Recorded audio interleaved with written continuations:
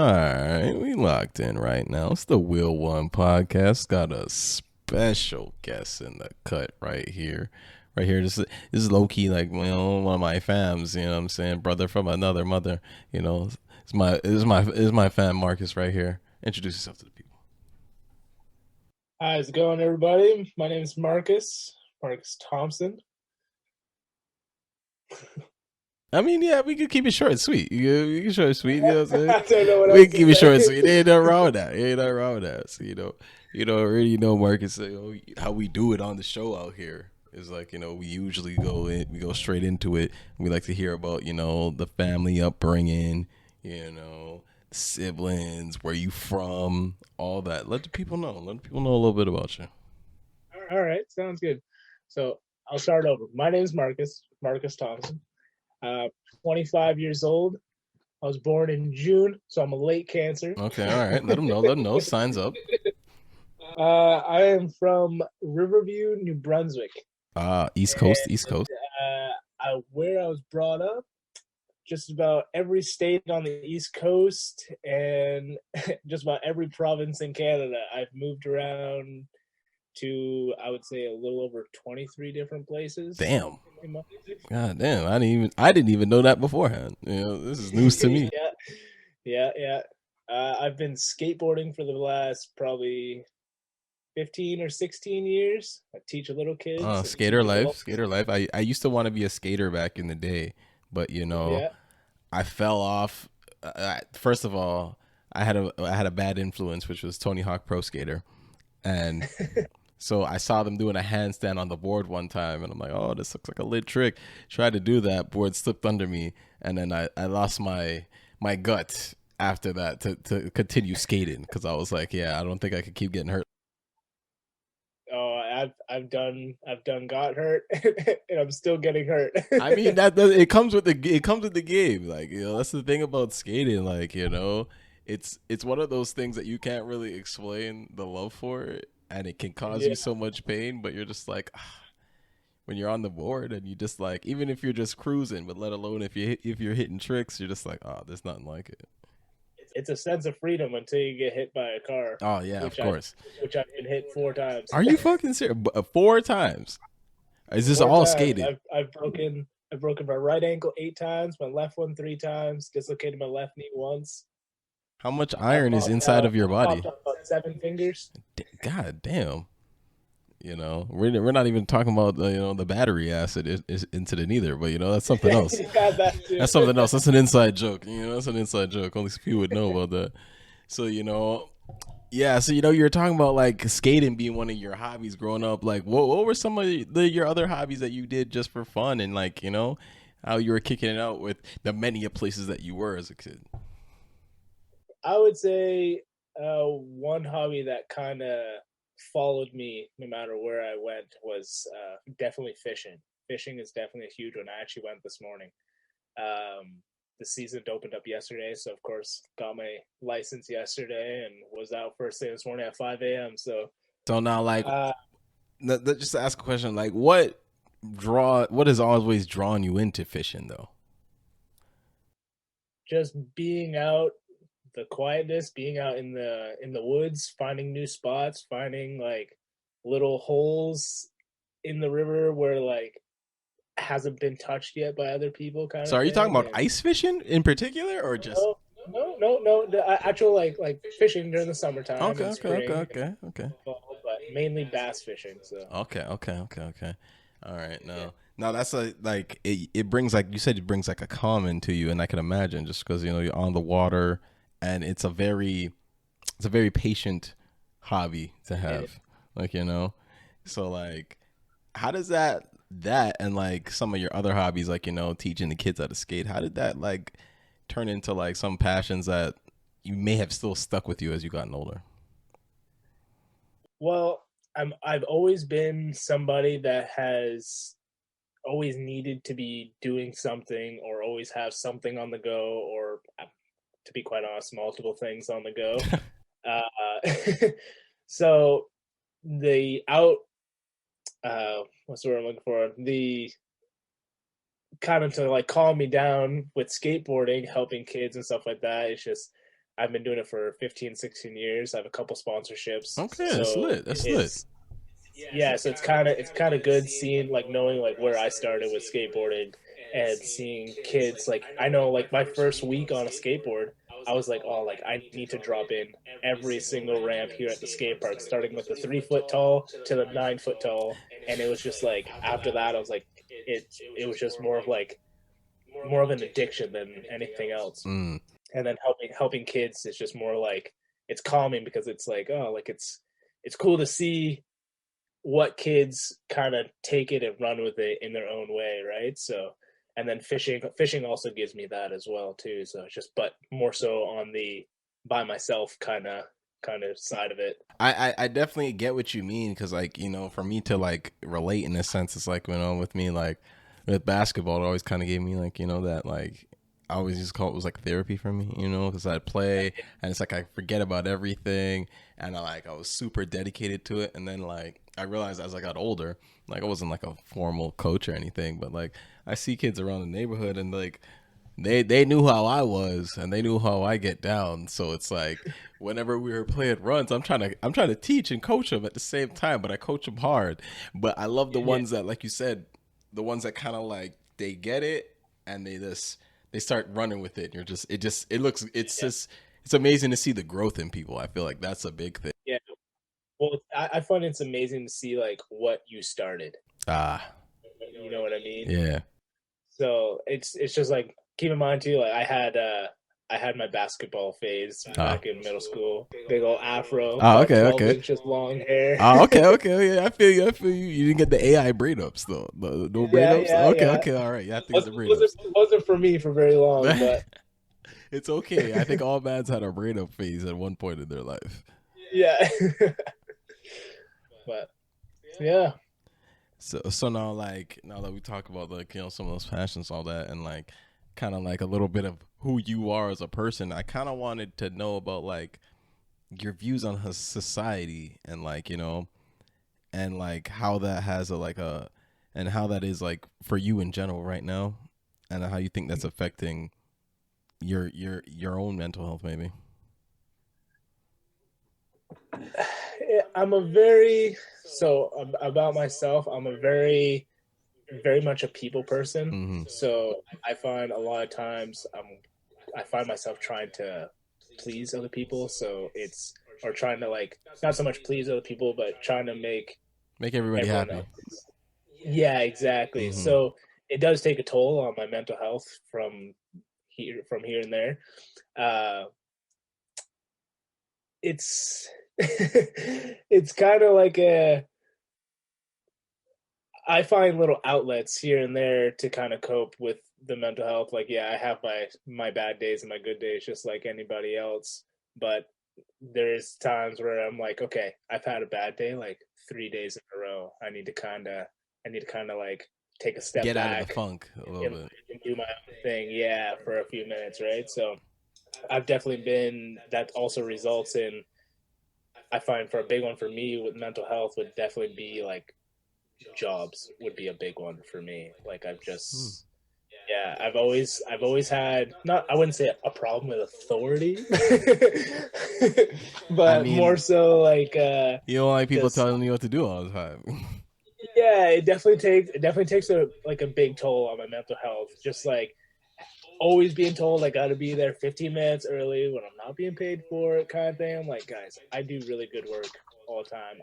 I excel at no matter what I do. Like I try very hard. Like Don't so like it's I feel you on that where it's just like, and then like I wouldn't say the pressures of it because like obviously there are a little pressures, but it's just the fact of people just like on you about things when it's just like yeah you're going through things yourself sometimes too, and it's like I don't really yeah care about being 15 minutes early for this job because I don't really give a fuck about this job. exactly right. And like I find a lot of times too, it's I find it takes a toll on the mental health or the fact that like I just don't feel appreciated sometimes. uh You know what I mean? I think that's a Right? yeah, that's a big When I thing. Oh, so continue. Continue.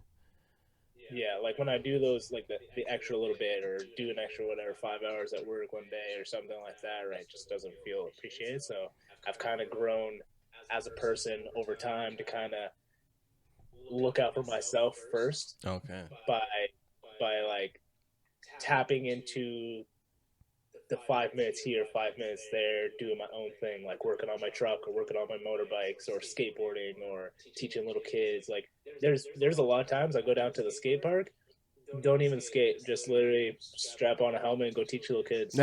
Just just to be there, right? Like Just just to to be in the not be. vibes. You're in the vibes Yeah, still. It's like, exactly. I didn't fully give it up, but I'm still I'm passing the wisdom on. Like, you're Exactly, doing the next exactly. job.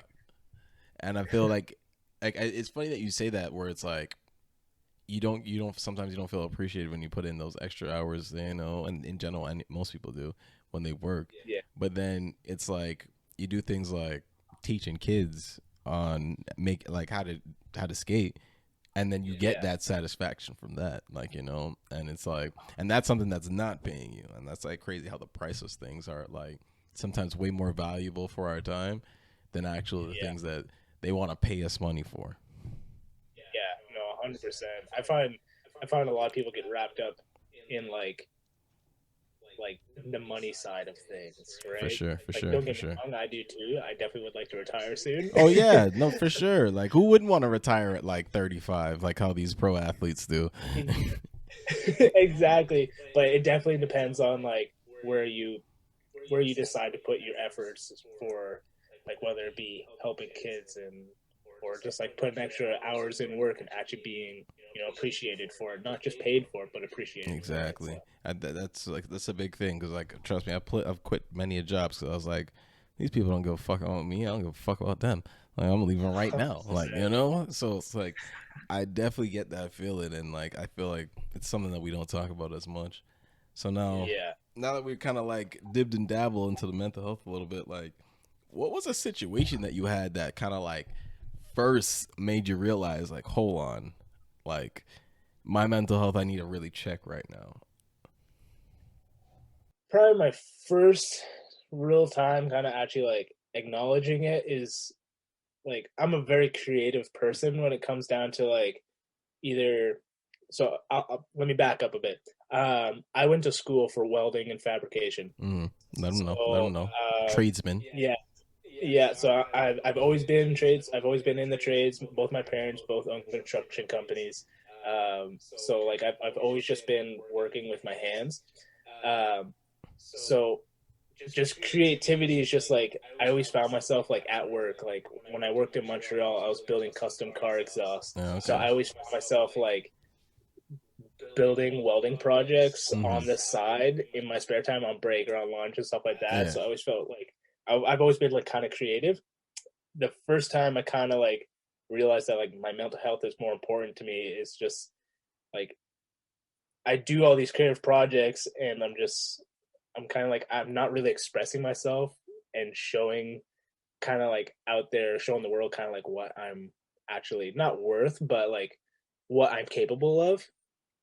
So therefore like I kind of took a step back and was like, man, okay, I'm good at working for people. I'm good at showcasing this or showcasing that or building this and stuff like that. So I was like, man, it calms me to kind of build cars, build motorbikes, and do my own thing. Really down to it. Yeah. So like I took a step back and I was like, you know what? I think I could live my life how I want to and survive and just thrive and not have to be stressed out. Give or take, there's times where I do stress myself Of out, but course, like, it, especially when you're doing like what you're doing. We're gonna get to that soon, but like, yeah, that things like that, of course, is gonna stress you out, but 100%. it's a different kind of stress, like, the good Yeah, kind. the type of stress it is like you actually see you see not an end, but you see a finished product. Ah, I You know think what I mean? that's a good thing that, like, most people need to realize, because sometimes when you have those good stressors, you have Yeah, you see the flash, like, when they say the light at the end of the tunnel, you see the flashes, so you're in yeah, the right direction. When you have the hundred bad percent. stress, it's just you're seeing red and black. Like, I don't see nothing, like, because I'm angry Yeah, and it looks like this is a black hole. It's not going nowhere. So Yeah. Well, I'll tell you one thing. It sounds kind of, I wouldn't say messed up, but me personally, I've actually like sat down like today. Today's a rainy day, right? So I'm kind of like more so in my head on days like today, but I definitely have thought to myself and sat down to myself and been like, okay, Marcus, like you need to like just fucking slow down and realize like there's never gonna be I'll probably never ever stop working per se, yeah, but I'll always be tinkering with stuff, right? And that's what kind of like calms me down. But I'll never see an end. You know what I mean? I'll always just be like, okay, there's always something else. There's always the next thing. There's always, you know what I there's mean? always another step to the plan. You know, there's always something else, but at the same time, it's like you know you're not gonna be working for someone else. You know, Yeah, for that time, it's like yeah, I feel like that's a big thing, and like it's a great thing that like you attack that because I think a lot of us, especially like young adults, we go through a lot of that phase because it's like you're coming into adulthood, you're hit with bills, stressors, and then like the pressures of like social norms because like you should be having this by this age and all this other shit. yeah, So 100%. the fact that you could kind of like just like make sure that your mental health and like kind of like your happiness is always at the Yeah. forefront at a young age, I think is a great thing that like most people need to realize, especially in this day and age. Well, like for a while, I was kind of like just kind of like going through the steps. Like I've been living on my own per se since I was 15. Yeah, I just turned 15 when I moved out and started doing my own thing. And it was like for a while there, I was just kind of like I kind of knew what I needed to do, but just kind of like going through the motions a bit.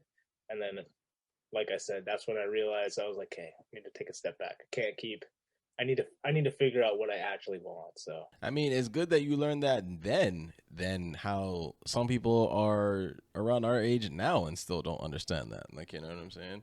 They're still trying to find that. That's why I mean it's like it's just an amazing thing that you could even learn that at a young age and then apply it the way you are now. It's fucking amazing, trust me. Not a lot of people can do that.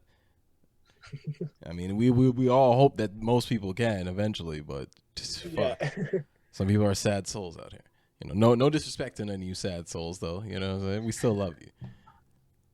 But so now that we kind of talked about that, like when you face that, like moving out and kind of like facing real life and like that how that affected that we talked about how that affected your mental health. Like, what were a couple of things that you did to cope through that situation that got you through that? Made it to the better side of the stressors.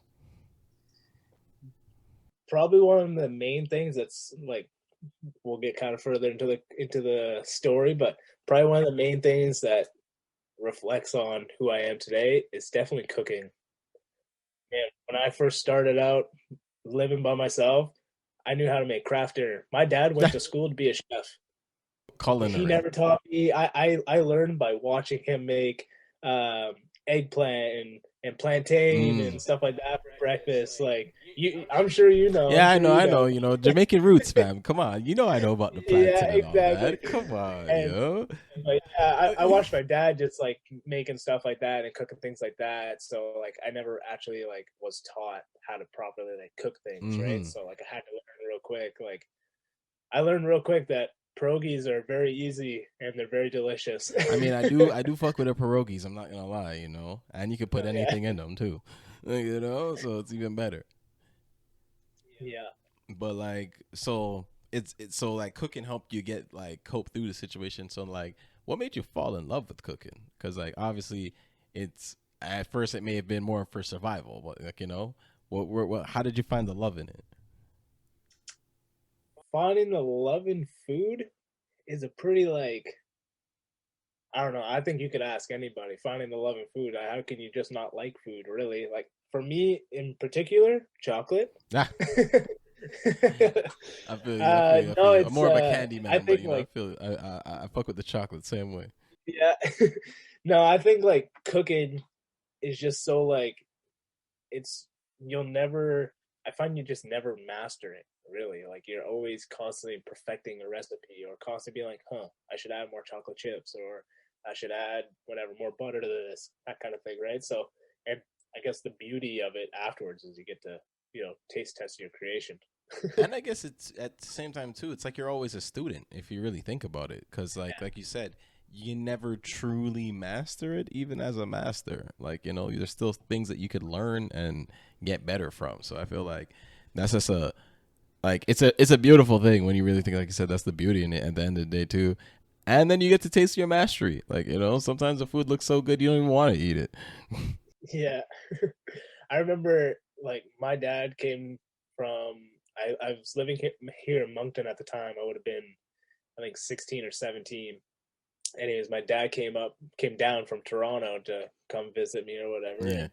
and he made me a lava cake, and Ooh. like I was like, wow, like that took It some had skill, the like shit coming out of it too and everything. everything. As Oh, soon as you that's crack it lit. open, like the chocolate gooey inside was just coming out. Like, oh man, That's it was lit. delicious. I remember like watching him and being like, oh, like should I ask him how to make it? I'm like, no, like I'm a pretty quick learner.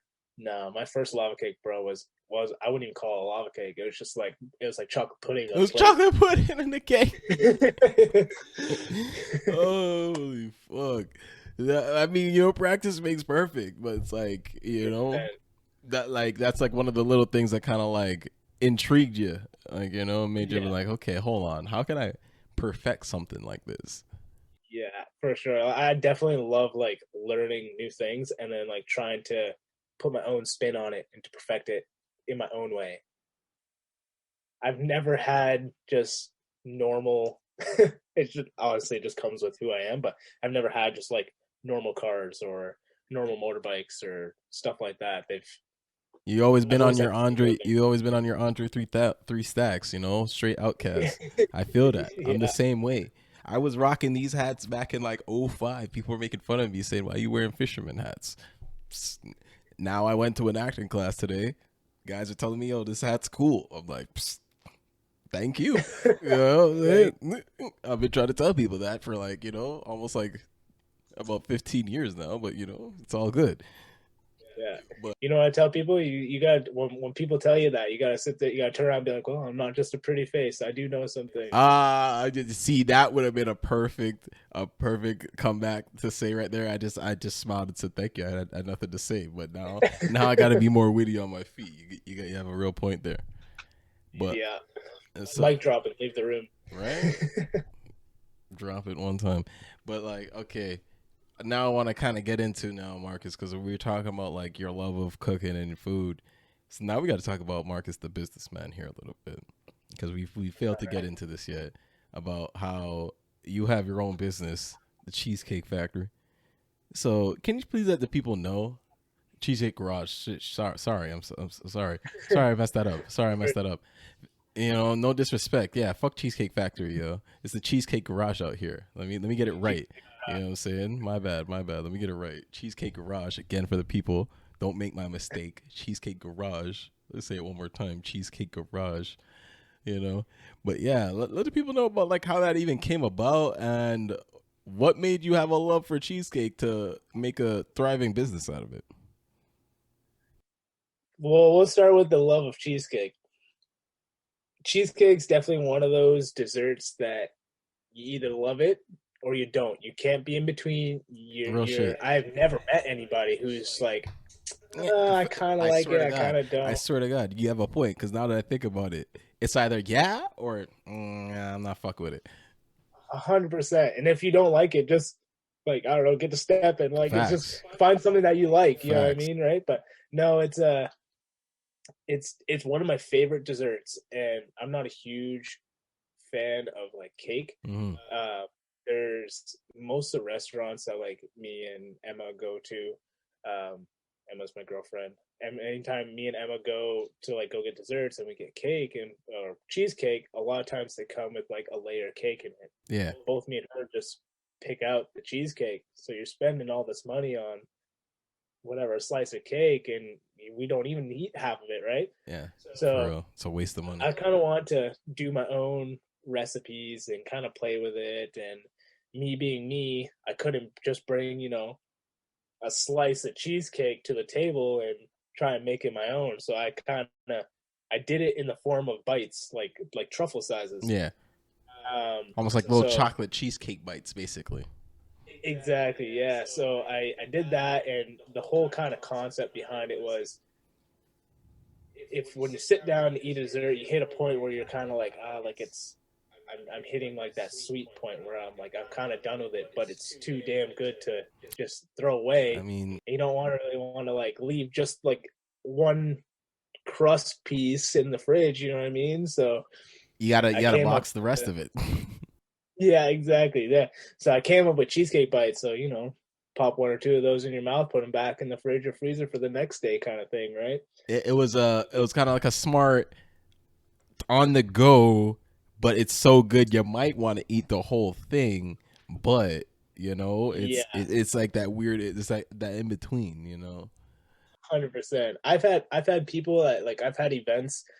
Um, Fast forwarding a little bit, I've had events where people have ordered like 24 pack of cheesecake and go out to the car and finish it and come back in and be like, I honestly, I only thought I would only have one or two, but we finished the pack. Gonna need to buy some more. I'm like, oh, all right, sounds good. The cheesecake bites at the Cheesecake Garage are moving like crack in the '80s. Just in case you guys didn't know, you didn't hear how they're finishing the 24 pack, coming right back, Coming right right back. back. Didn't even leave the I was parking just lot. about to say that they didn't even leave the parking lot because they knew they were coming right back. They're like, I'm not even because when you're usually about to leave somewhere after you buy some food, you drive off, and as you're driving, you reach to the side, take one two nibbles. Yeah, Nah. They said this shit's is crack. So I'm gonna stay right here. I'm gonna hit it in the car, and I'm gonna go back and get my re-up. So yeah, that's what the exactly. cheesecake bites are doing at the Cheesecake Garage for all you people who don't know. I had my so rewinding a little bit. My first week uh making cheesecake, officially making cheesecake bites. The first prototypes looked like, I think I did them. They look like pumpkins. I think it was. Yeah, I made them in the shape of like pumpkins and like little ghosts. So I took the time to like pipe little eyes on them, pipe the little stem on the pumpkins, and they were just like little like globs of cheesecake with chocolate on them. I mean, they were really good, but they just didn't have that Aesthetic, like like they didn't look. aesthetic. Yeah, Yeah. So my first week, I ended up selling like 200 of them, and I was like, wow, like that was.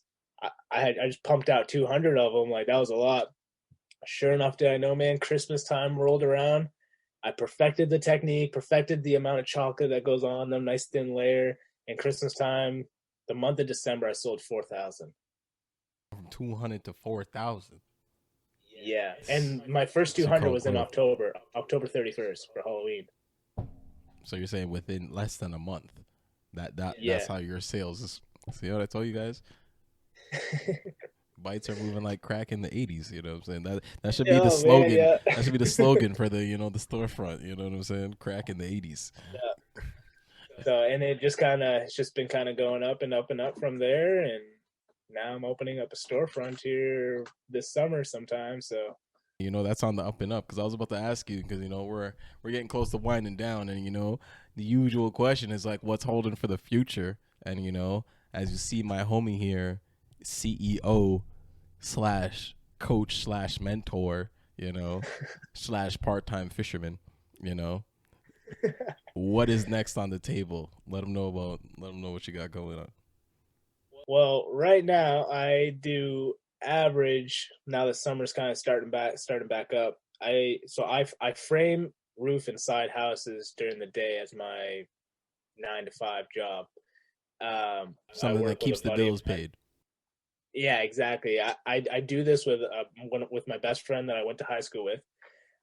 So me and him, I remember days we've done last summer. We did days that were like 16-hour days. Oh shit. So yeah, so like there'd be some weeks where we work like 50, 60 hours a week, and then I still do cheesecake, right? So That you're the running on like what 3 hours a day on some days. yeah, so there's the plan really for it in the near future here is to kind of set Cheesecake Garage up and kind of I've established a business, established the name. Now it needs to thrive and work itself, which it totally will. I have no doubt in it.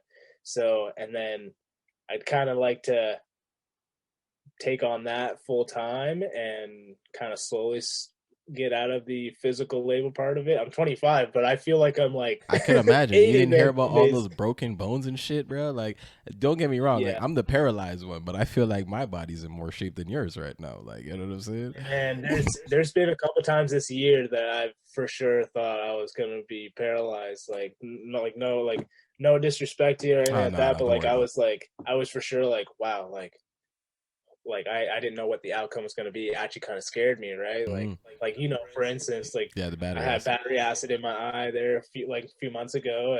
I fell off of one of the houses that we were Oh working on. I fell a shit! little over I didn't 11 even know. I feet. didn't even know that one. Yeah, had my tool belt on and everything with my nail gun hooked onto the back of the Oh my my tool belt. god! I fell 11 feet right to my feet like a cat. Like to your feet? Did you break? You broke Yeah, your ankle? Like no, you didn't break nothing? I thought I broke my toes, and I walked, I got up, unclipped the hose, like the gun from my pouch, and just to put in perspective for people that don't frame or roof or anything like that, on an average day, my tool belt weighs about 60 pounds, Because I was 65 about to say, pounds. with the tool belt on, that's adding more force on that fall. Yeah, so I'm 160 pounds on a good day. I'm 160 pounds plus the 60 pounds of weight coming down on me. I ended up landing on my feet and my vertebrae went like Ooh! this super quick. So it was actually that was a Friday. Saturday I woke up and I couldn't see not even a foot in front of me. Like I had lost my vision was super blurry all day. I ended up going to a wedding for Cheesecake Garage, Wow. You bringing still in got the to put in the cheesecake work mix. though. Like work don't stop. And then I went to the hospital right afterwards and I couldn't see anything. Fuck. Yeah, so Fuck, man. but back to the question. Yeah. So on the near future is to kind of get Cheesecake Garage up and going and hopefully retire soon. I'd like to. So me and Emma are also building a house starting this summer too. So my time will be taken away with that. So I mean, those are great plans for the future. You know what I'm saying? I'd love to see that. I got to pull up to you guys' houses in the woods one of these days. I'm coming through. yeah. You guys are already building that accessibility for me in the. Oh, Emma's already designing it. Yeah, that's what I'm saying. You guys already know I'm coming by. Like, just make sure you guys have room for me to just pull in. You know what I'm saying? And I didn't even let them know about the design process that you got going on there too. Like, they're doing an interesting thing, guys. So I'm not even gonna expose it. We're gonna save it. We'll save that for a later Save it date. for another episode. Exactly, save that for a later date. And then yeah. So I love to hear that. So moving to go forward, we're trying to get less into the physical labor, more into the CEO side of life. You gotta work smart, not hard. Exactly. That's what I've been hearing all the time I was working in the factories. I had to get shot to realize it. You gotta make your money work for you, man. You know what I'm saying? I love it. I love it. But all right, Marcus, I thank you. I appreciate you a lot for coming in. Our first Zoom interview in the books, thanks to my fan Marcus, So huh? Oh no, go ahead. You kind of glitched. Oh, okay. That's see exactly right when I said first Zoom interview, I glitch in this shit. But I appreciate you for coming in. Being our first Zoom guest. It has to be someone from the family, so I appreciate it. And I'm gonna holler at you soon, probably right after we get off this call, because you already know how it goes. But it's the Wheel1 podcast. Your boy Master Twice. We signing off. Yeah, now we're done.